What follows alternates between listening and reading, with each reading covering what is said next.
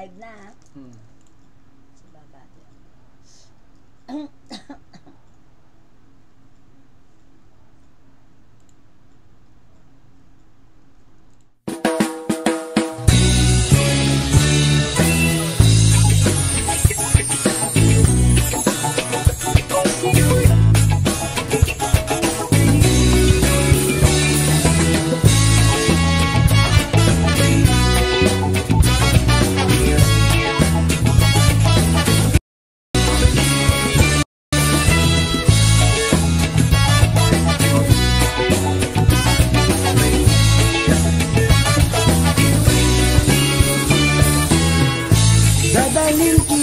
Sa aking mga pangarap, san man umabot tayo. Bati ko rin ang mga tagapagpakinig ng programang Buhay OFW ngayon sa DWDD 1134 Armed Forces Radio.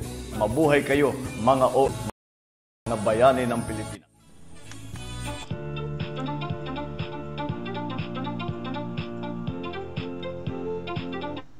Okay, magandang buhay, Luzon, Visayas, Mindanao. Narito naman po tayo sa programang Buhay OFW ngayon, Siyensya, Teknolohiya. Ito po ang lingkod, Terry Agpa. At tayo po ay live na live ngayon sa ating pong programang Buhay OFW ngayon. Siyempre, ito po ang ating DOST Update News. Kukuha po tayo ng ating pong report ng maya-maya pong konti. Pero bago ang lahat, batiin mo lang po natin ang ating mga kaibigan sa apat na sulok ng mundo. Ang ating pong mga OFW, siyempre, bantay at kasangga ng OFW International. Ang ating pong founding chairman, Albert Wanson, na kasalukuyan po ay busy po dyan sa Mindanao. Mukhang meron siya napakahalagang misyon. Ingat kayo dyan, founder. Ingat din sa iyong baby na si Muhammad. At syempre, batiin din po natin ang ating mga chapter ng Bantay at Kasangga. Ang Qatar chapter na napakasipag. Dapat nagre-report kayo sa akin, ha? Para malaman po natin ang mga ginagawa ninyong kasipagan dyan sa lugar ng Doha, Qatar. At batiin po natin ang ating, syempre tayo po live at napapakinggan po sa DWDD Armed Forces Radio, 1134 kHz AM band. Ito po ang boses po ng Kawal Pilipino. Salamat po sa ating mga bossing. Saludo po kami sa inyo, sa ating mga sundalo, ang ating pong mga tunay na bayani. At siyempre, ang ating modernong bayani, ating mga OFWs sa apat na sulok na mundo na talagang nagsasakripisyo para sa kanilang mga pamilya.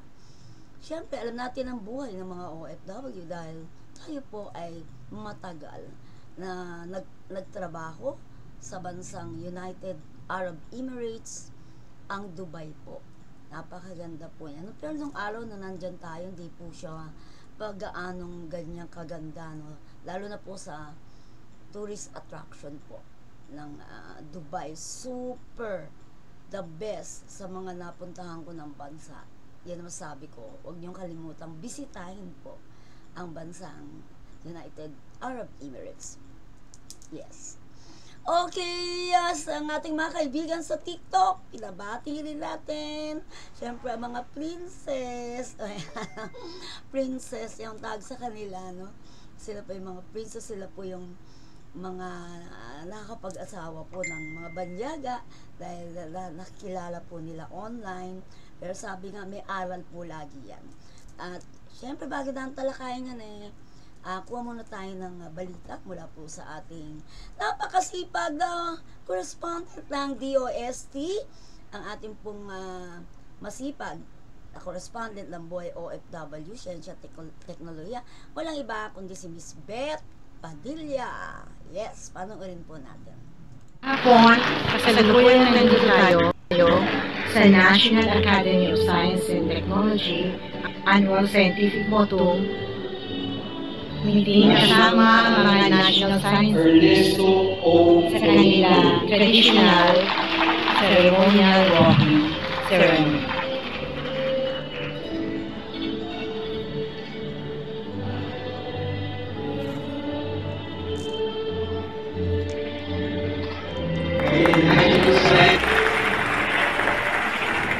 Okay, ayan. Sana papanood po natin na kinoverage po ni Miss Beth Padilla, ang ating pong masipag na correspondent. Ay, nakita niyo po siya.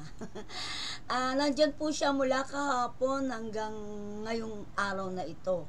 Ito pong pagdiriwang na ito ay ito yung tinatawag na ito po ay ika-apat pitong taunang pagtitipon po ng NAS Philippines. Yan, sinagawa po yan sa Manila Hotel. At nga po, ang NAS po, ito po yung National Academy of Science and Technology Philippines. Naku, pag ito po ang kinoverage nyo, nosebleed po tayo. Panay scientist po yan. Mga mahuhusay na Filipino scientist. Ayan. Okay. At ito nga pong institution na to sa ating bansa, sabi nga, pagdating sa agam, talagang masasabi natin, nako, grabe, saludo po tayo. Ito pong annual scientific meeting po nila, o tinatawag na ASM, ay nagsimula po yan, kahapon pa po yan, hanggang 10 po ang matatapos po yan. Itong mga sumusunod na masasabing tagumpay, nitong taong 2025, kasi po, regional scientific meeting po ito na ginaganap sa lungsod ng, meron din ginanap sa lungsod ng General Santos, sa Iloilo, Alfonso Cavite, yun nga, iba't ibang lugar. At ito pa itinatawag na Bioscience Innovations, Transforming Enterprise Ecosystem for Wealth Creation. Yung layunin po nito ay makabagong kaalaman sa bioscience.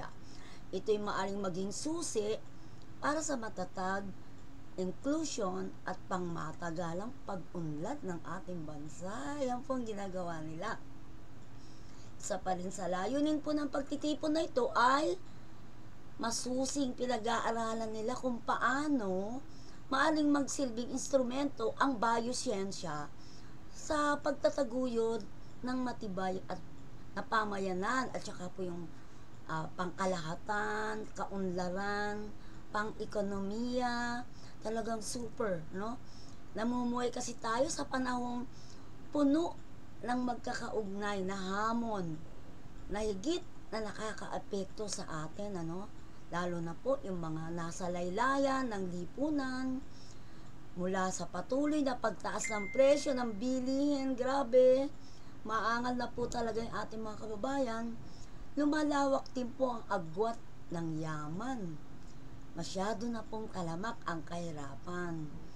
At saka po, sabi nga parang nawawala na po ng katarungan hanggang sa mas matindi o tumitinding epekto ng pagbabago ng klima. Yan pa po.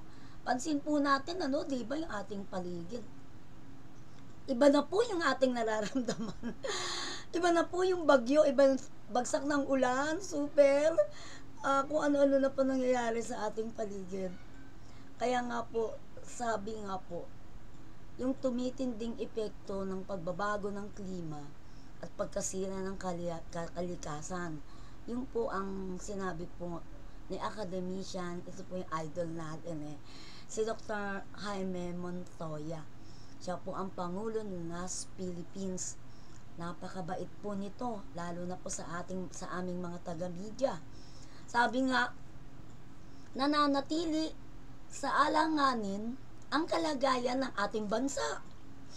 Wow! At sa gitna ng mga ito, madali para sa marami ang mawala ng pag-asa at maging manhid sa mga suliranin. Ayan ang nangyayari sa ating mga kabayan. Kaya nga po, tampok sa pagtitipon ang mga eksperto mula sa iba't ibang larangan. Kasama na po ang pinuno mula sa pamahalaang akademya. ng industriya. Tsaka po yung mga civil society, yung pangunahing tagapagsalita po nila ay si Professor Ivan Marusit, pangalawang pangulo ng Australian Academy of Science. At syempre nandun rin po si Pro Vice Chancellor for Research Infrastructure at Redmond Barry, Distinguished Professor ng University of Melbourne. Dito po tinalakay nila yung kahalagahan po ng collaboration, modelo sa pagitan po ng akademya, industriya, at pamahalaan.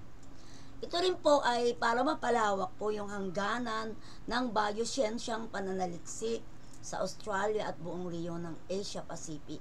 Kaya bilang bahagi po ng selebrasyon na ito, gaganapin din po yung pagkakaloob po ng mga prestiyosong parangal mula po sa NAS Philippines. Nakita niyo po yung suot po nila, nakatoga sila.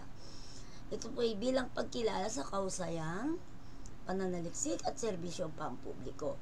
Kasama na rin sa programa yung investiture of new NAS Philippine members, isang pagkilala sa mga bagong kasapi ng Akademya ng Pilipinong Siyentipiko na may mahalagang contribution o ambag sa pambansang pag-unlad, lalo na po sa pamamagitan po ng agham. Talaga pong yan talaga ngayon. At saka taunang inihanda rin ng NAS Philippines ang ASM, itinuturing na pinakamahalaga pong pagtitipon ng komunidad ng agham sa Pilipinas.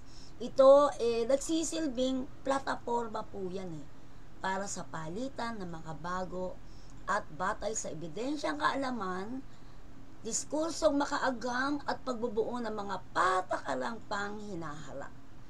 Diba?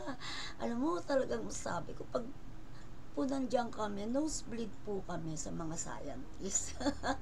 Saludo po kami sa inyo, NAS Philippines, mga scientists po natin. Talagang mga dalubhasa, mahusay. Diyan po pag nag-question kayo kung ano yung mga research na masasabing nagamit na, nagtagumpay na, talaga masasagot po niyan. Nandiyan din siyempre po ang ating DOST Secretary Renato Solidong at siyempre ang ating pong idol din si Sir Sancho Maborang. Nandiyan din po sila. At siyempre thank you so much sa ating correspondent sa Sibet. Napakasipag. 2 days coverage po yung ginawa niya. Ayan, sana po ay marami po kayo natutunan dito po sa ating mga scientists from NAS. Okay. Yes. So magandang araw sa mga kababayan natin na sumusubaybay dyan abroad sa programang Terry Alpha ng DWDD Armed Forces Radio. Ngayon ay nandito ako sa Manila Hotel dahil meron kaming 47th Annual Scientific Meeting ng organized by the National Academy of Science Technology. At nandito ako bilang isang awardee ng 2025 Outstanding Young Scientist. Ako ay nagpapasalamat sa event na to, sa opportunity na maipamalas namin ang ginagawa namin sa siyensya at teknolohiya para i-build or para mas i-improve pa yung ating kabuhayan, quality of life natin dito sa Pilipinas. Ayan, pakinggan niyo po ang boses po ng isa sa awardee, hindi po na-tsempuan yung ibang mga awardee para sana na kilala natin sila isa-isa. Sobrang busy po yung ating correspondent. Anyway, congratulations po NAS Philippines and of course mga awardee. Sana po next program natin mapanayan po natin sila kung bakit sila naging awardee. Ano ba yung kanilang mga accomplishment. Okay, another DOST update po tayo, Ito po yung tungkol sa update po natin, yung mga naging kaganapan po last time. Ito pong Metal and Engineering Month, nagkaroon po tayo ng coverage. Ito rin po, napakagagaling din po nila, Ito po naman yung ating mga products na metals na kung ano-ano po yung nagagawa, nare-research din po yan ng ating mga mga kasamahan dyan na mahuhusay pagdating sa research at saka po yung paggawa po ng mga bagay na gawa sa metal. Meron po dyan na talagang yung metal po naggawa sila ng Philippine Navy ship. Siguro pakinggan muna natin yung ating mga interview sa kanila bago natin bigyan po ng ating pong mga kuro-kuro tungkol po sa kanila. No? It's a robotic metals. Go ahead sa ating mga na-interview. Okay, magandang buhay po sa ating lahat. Ito po si Terry Alpa para sa programang Buhay OFW ngayon, Bantay at Kasangga na mapapakinggan po sa DWWD Armed Forces Radio, ang boses ng Kawal Pilipino. Ngayon po, nandito tayo sa Metals and Engineering Week 2025 Press Conference at kasama po natin si Doc. Introduce yourself po. Hi, magandang umaga po. Magandang umaga po sa ating mga kawal, at mga sundalo, at mga OFW. Ako po isang nakilang OFW. Oh, nice! Ako po si Albert Pauso, isa po balik scientist. Nakabili sa Singapore, kasama po yung balik scientist para sa UST at mga RUC. Ganyan naman po.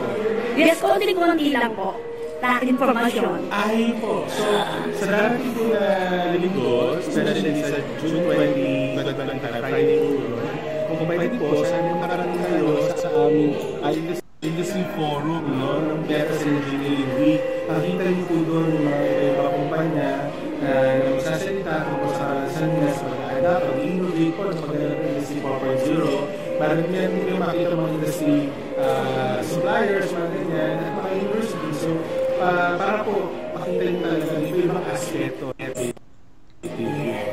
Okay. At syempre, makikinig at maimbitahan po natin si Sir. Live po tayo sa station.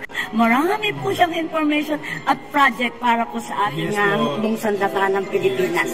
Thank you po and good luck po sa Maraming inyo. salamat din. See you. Okay, thank you. Magandang buhay po sa inyong lahat. Ito po si Terry Alpa para sa programang Buhay OFW ngayong Bantay at Kasangga na mapapakinggan po sa DWWD 1134 kHz ng AM radio. Ito po ang boses ng Kawal Pilipino. At nandito po tayo ngayon sa Metals in Engineering Week 2025 Press Conference. At siyempre kasama po natin si Sir. Sir, introduce yourself po. Ako po si Jason Morello, ang program leader na Project 4 na DUST-MM. Yes sir. Bago po mabati niyo ang ating mga followers and viewers katulad po ng mga sundalo at OFW, konting-konting information lang po tungkol po dito sa press conference. Magandang araw po sa inyong lahat. So, ang 4 po or Industry 4.0 program ay para sa ito isang programa para i-upgrade natin ang ating technology sa Pilipinas kasama ang defense, food sector, agriculture sector, and manufacturing sector ng Pilipinas. Yes, alam niyo po, napakaganda po ng inyong project para po sa ating mga sundalo. Pero gusto ko po, mag-guess kayo sa akin na lang. At ngayon po, batiin na lang muna po ninyo ang ating, unang-una po ang ating mga modernong bayani, ang ating mga OFW, at ang tunay na bayani. Go ahead po. Pinabati ko po ang ating mga bayani. No? Bukas po, i-continue natin ang Independence Day. And kayo po ang ating protection ng ating bansa. So, mabuhay po kayo. At, yes, at of course, ang ating mga modernong bayani. yes, ang ating mga modernong bayani, ang ating OFW abroad. So, maraming salamat sa inyo kasi kayo nagdadala at nakakatulong sa ating economy ng Pilipinas. So, Yes. Thank you so much po. Mabuhay din po kayo, sir. Thank you.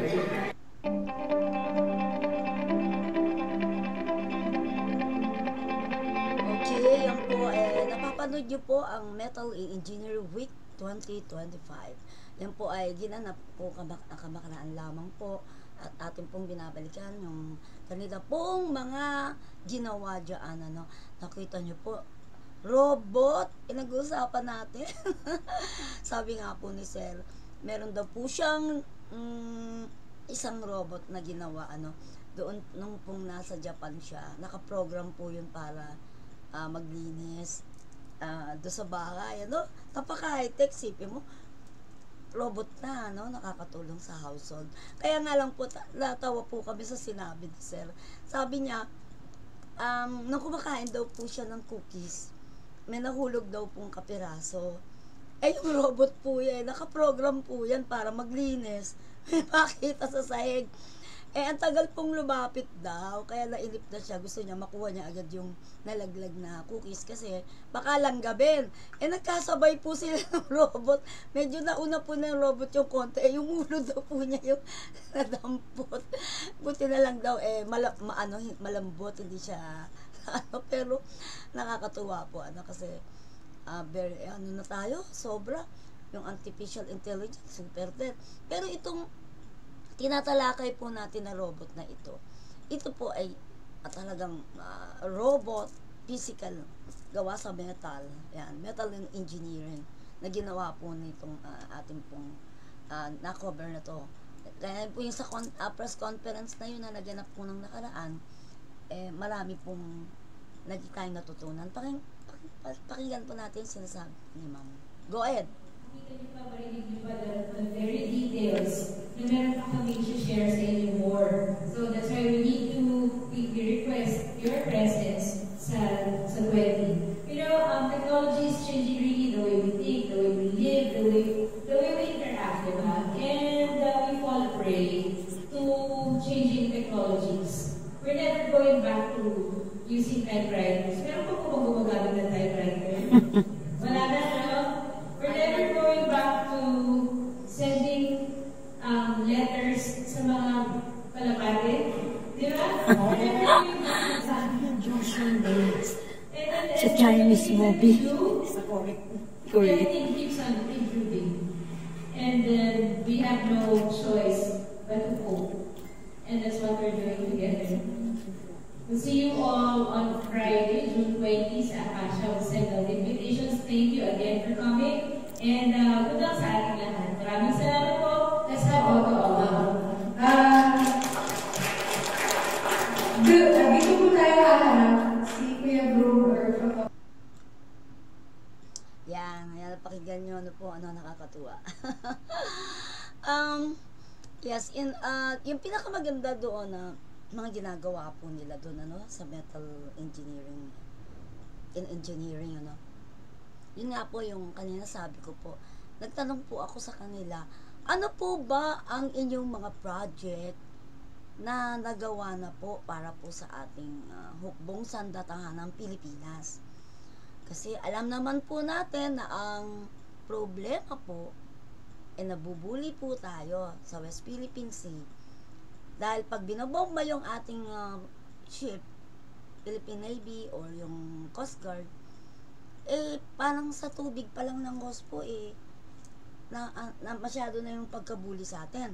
So yung po nabanggit po nila na meron na po silang nabuo na Philippine Navy ship na hindi po basta po tatablan ng ganong kalakas na host, at anuman po yung gawin doon ay talagang matibay po talaga yun.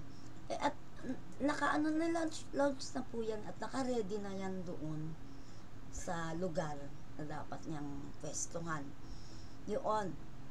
At bukod pa ron, napakarami na po nilang nagawa para po panlaban po sa atin sa kaligtasan ng ating, ibig sabihin, paglaban sa ating mga karapatan, dyan sa West Philippine Sea, palagi tayo nabubuli. At sana rin bukod siya dyan, alam po meron pa rin po silang mga ginagawa na i-launch na rin pagka ito po ay okay na. Yan. Yun nga, minsan na tanong ko rin yung bulletproof na best. Kasi diba, baka meron silang pwedeng magawa na much lighter, mas magaang, para hindi po mahirapan yung ating mga sundalo. Yan. So, congratulations po sa ating mga metal engineering, mga bossing po dyan. Congrats po sa inyo. Sana po sa susunod po meron po ulit tayong mapanayam tungkol po dyan. Palakpakan po natin sa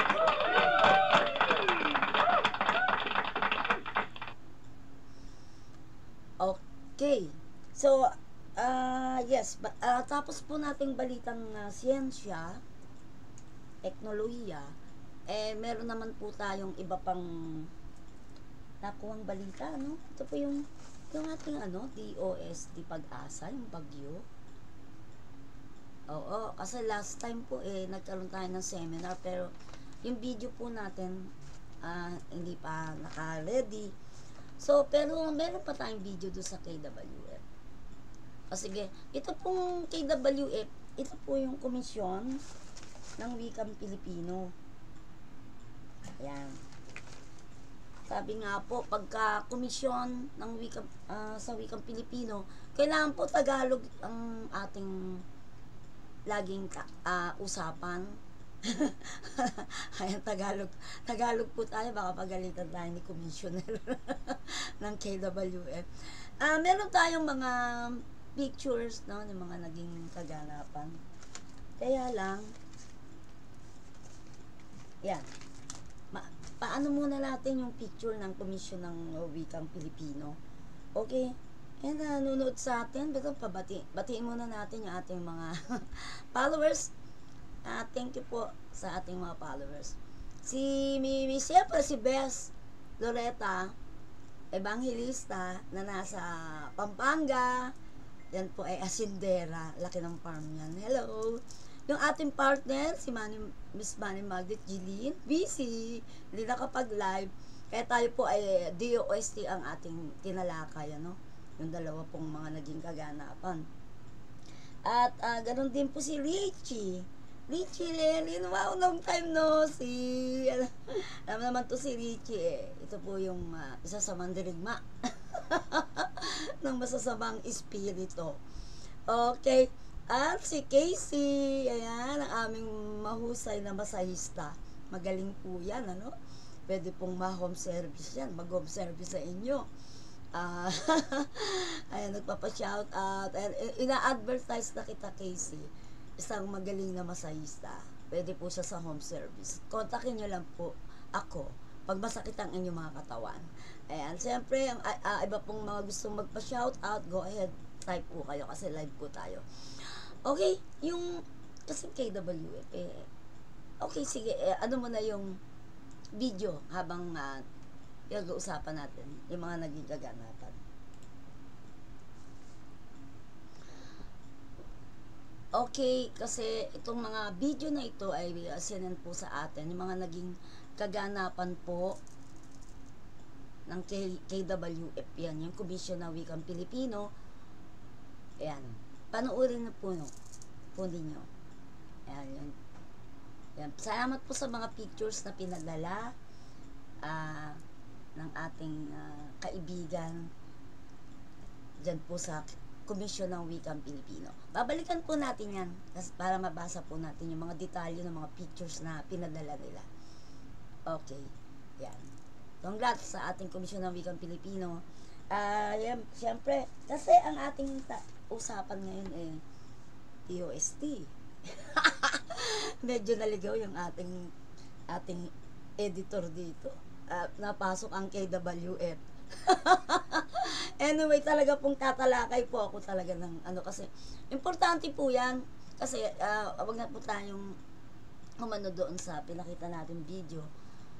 Anuin ko lang po na ang kahalagaan po ng pagtalakay at pagsasalita ng wikang Pilipino yun po ating lengguwahe. Pero marami po silang mga activities na ginawa. Yun nga po nakita nyo sa pictures. Pero hindi ko na ilagay dito yung mga caption nun Ayan. Anyway, ulitin natin yung pagtalakay natin dyan sa Komisyon ng Wikang Pilipino na talagang nandun po yung kanilang kaganapan. Okay. Ewan ko kung sino pinapakita ang picture. Okay, may ilang minuto pa tayo sa ating live. Okay. Sige, DOST pa rin po tayo kasi ito po yung nito is DOST update. Yes. Tingnan po natin yung mga ayan. Okay. Ayan, wala sa ating Marami pa pong mga naging kaganapan. Ito po yung isa, yung PTRI, PTRI. Yung kanina nandito, nawala sa ating nawala sa ating kodiko. Anyway, siyempre, ang mga nakikinig sa atin, mga OFW, yan.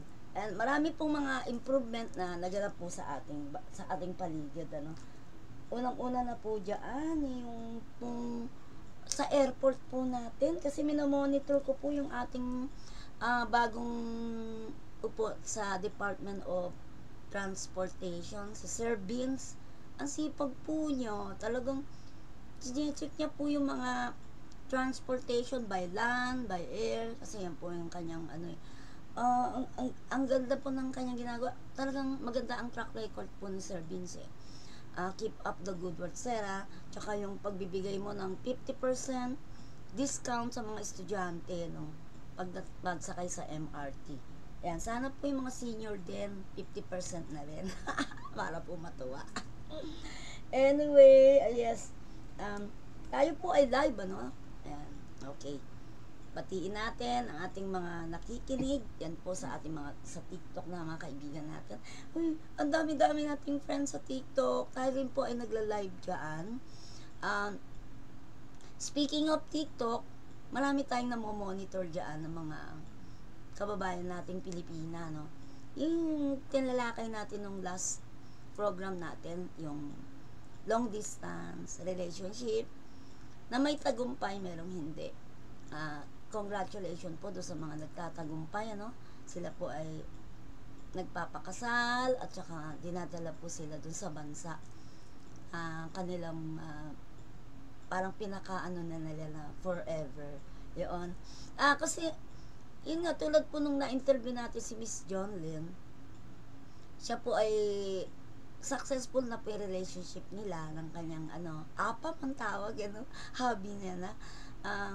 Pero dahil po doon ay maraming buzzer, no? Talagang yung ating mga Pilipina na nagkakaroon ng karelasyon na foreigner, madalas po ito mga kababayan natin, walang ginawa kundi iba sila.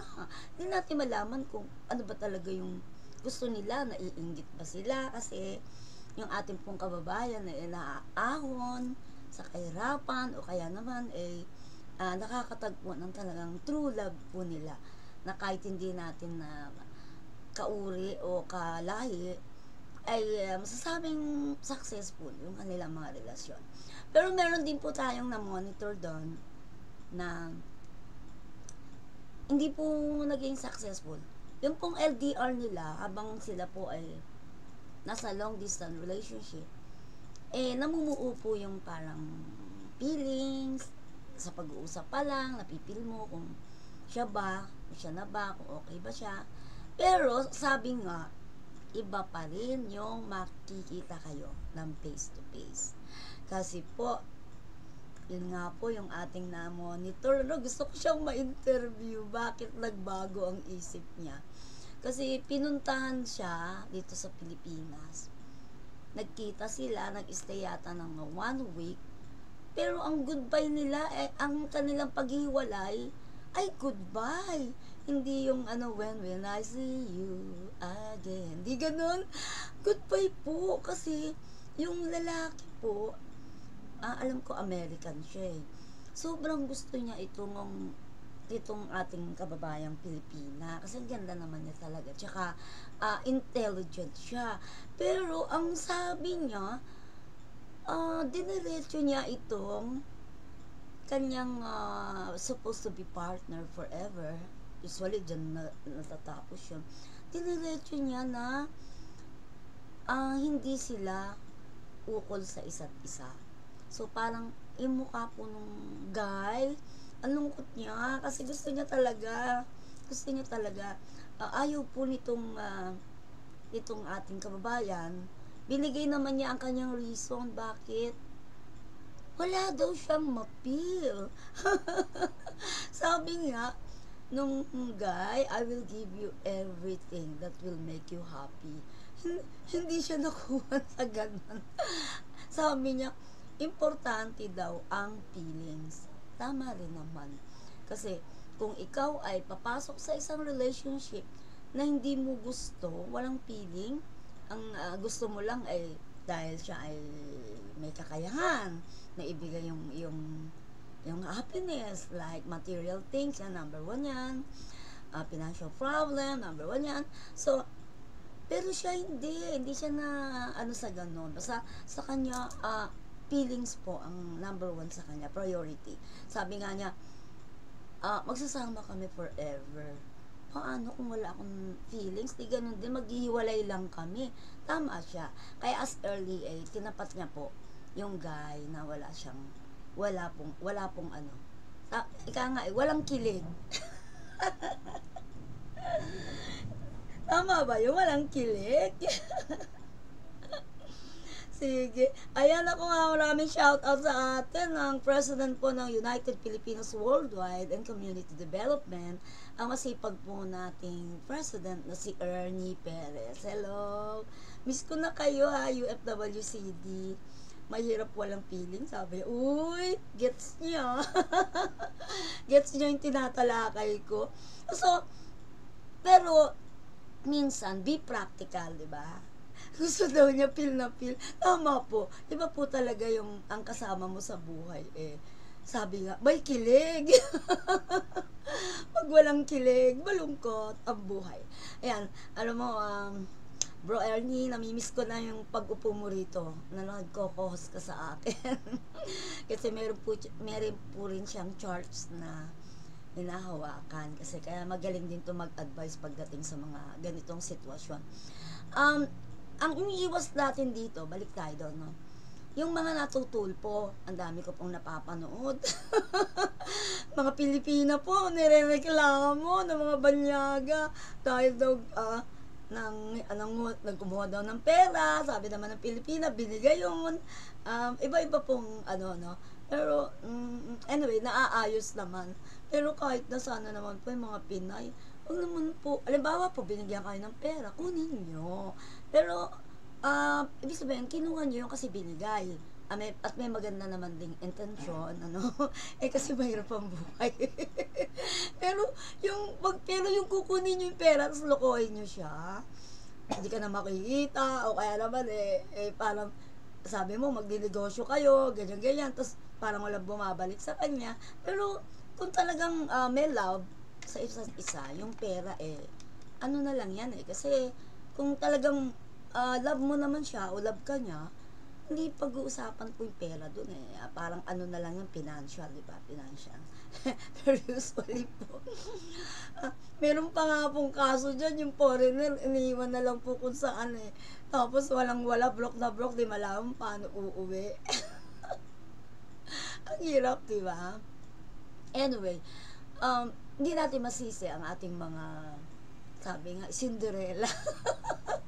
Ang tawag sa kanila mga Cinderella or princess na siyempre mahanap ng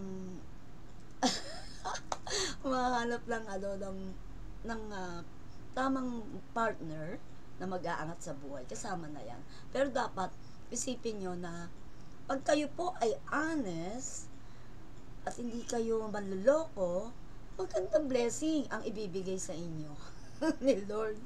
Pero kung kayo po ay nanloloko, iba po ang makukuha nyo. Ayan, ganyan, nareklamo kayo yung mukha nyo, makikita sa social media na ito pala yung manloloko. Hindi ako sumaba. Sabi ng ating President Ernie. Kala mo lang kasi lapit ko sa camera pero yung aura, totoo yun. Okay, ayan po. Magkakaroon po tayo ng mga guests na mga successful LDR, yung mga long distance relationship, at ano ang kanilang sikreto, bakit sila pinagkatiwalaan, minahal ng isang taong di pa nakikita. Ito nga na malayo di pa kayo nagkikita, di pa nagkikilala, pero trusted ka na niya, pinibigyan ka niya ng financial support kasi nakita niya na may anak ka, mahirap ang buhay mo, meron ka pang anak na special child. To be honest, pinagtapat mo lahat sa kanya, at ngayon tagumpay na po sila. Yusek Claire. Maganda naman si Yusek Claire. Okay, yun na nga, ito si Sister Johnlyn. naging matapat siya sa kanilang relationship. Ngayon po, ay sila na po ay nagkatuluyan, naipagawa siya ng bahay sa Pampanga, yung mga anak niya, suportado, at siya naman bilang kapalit ng pagmamahal at care na binibigay sa kanya ng kanyang partner, ay pinagsisilbihan po niya to. Siyempre, no, yung pagsisilbi bilang isang asawa. Pero, ang mga baser, sabi, gagawin ka lang caregiver niyan, ganyan. Kasi nakita nila nung dumating sa Pilipinas, naka-wheelchair. Akala nila, PWD na. Kaya lang siya nag-wheelchair kasi malayo po yung lalakarin sa airport hanggang sa arrival. Pinakita naman tumayo, hindi, nagtatrabaho po yung, yung guy, yung Amerikano. Kaya hindi po kung sila ay nagkatuluyan, caregiver po nyo na siya tinatawag. Anyway, it's a partner rin. Talaga namang caregiver with love. Hindi caregiver na dahil ikaw ay bayad. Kaya yan po yung ating marami pong kaso. Talaga, pag tinalakay po natin, interesting po siya. Kasi natutuwa ako sa mga ibang kababayan natin. May car na siya, BMW car, nasa Australia siya, happy siya. Hindi na siya pinag-work ng kanyang partner, Australian partner. Kasi sabi, kaya nga kita kinuha para ikaw ay maging relax na lang dito sa Australia. Lahat binibigay, namamasyal kung saan-saan. Yan yung mga swerte. Kasi hindi po sila nakakalimot na manalangin. Araw-araw magdasal ka. Di ba tama ako, Press Ernie, no? Araw-araw magpasalamat ka kay Lord. Yung mga inatanggap mong blessing, huwag mo siyang kakalimutan. Lahat ng iyong ginagawa, lagi mo siyang kasama. Para hindi ka maligaw ng landas. Yan. Okay, ilang minuto na lang po tayo. Ayan. Hello, Evangeline Gonzales. Congratulations sa'yo, ha. Ito masasabi ko. Kaya ko siya congratulate. Perfect ang kanyang relationship sa kanyang hobby. Siya po yung kinukwento ko sa inyo na ayaw na siyang pagtrabahuin ng kanyang partner dahil kaya nga daw po siya kinuha para mag-relax na lang sa Australia with him, silang dalawa. So ang gawa po nila travel na lang. Saya, diba? Kasi binigyan si Evangeline ng isang partner na napakabait. Kasi marunong siyang magpasalamat, magdumalangin, at laging protektahan. Yan ang laging yung iisipin. Huwag pong panay pera. Marami ako magiging advice dun sa mga nagkamali ng kanilang landas sa paghahanap ng apam. Anyway, thank you so much po sa mga nanood po sa atin. At siyempre, thank you so much kay Beth Padilla, ang ating pong DOST correspondence from Manila Hotel, yung iyong mga naging updates, mga nangyari kahapon at ngayon dun po sa Manila Hotel. Hindi po tayo nakapunta, sorry po, masyado po tayong busy. Meron naman po tayong correspondence. At congratulations po NAS Philippines, congratulations sa Metal and Engineering, MIRDC, and congrats po sa PTRI sa inyong mga event na talaga pong makakatulong sa ating ekonomiya. At syempre, ito na po ang ating pagpapaalam. Ito po si Terry Alpa para sa programang Buhay OFW ngayon, Siyensya, Teknolohiya. Maraming salamat po. Dance lang po, stress free tayo. Goodbye po.